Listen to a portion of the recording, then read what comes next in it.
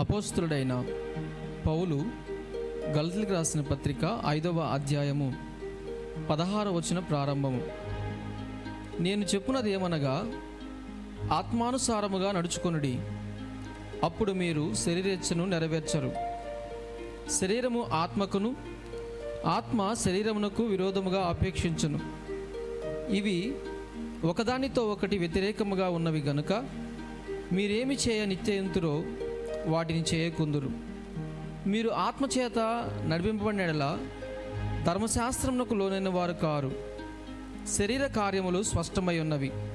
అవేవనగా జారత్వము, అపవిత్రత, కాముకత్వము, విగ్రహారాధన, అభిచారము, ద్వేషములు, కలహములు, మత్సరములు, క్రోధములు, కక్షలు, భేదములు, విమతములు, అసూయలు, మత్తతలు, అల్లరితో కూడిన ఆటపాటలు మొదలైనవి.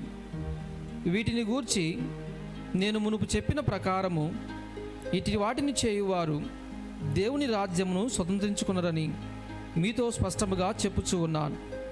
అయితే ఆత్మఫలమేమనగా ప్రేమ, సంతోషము, సమాధానము, దీర్ఘశాంతము, దయాళుత్వము, మంచితనము, విశ్వాసము, సాత్వికము, ఆశా నిగ్రహము.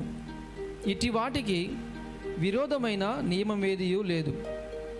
క్రీస్తు యేసు సంబంధులు శరీరమును దాని ఇచ్చలతోనూ దురాశలతోనూ సిలువ వేసి ఉన్నారు.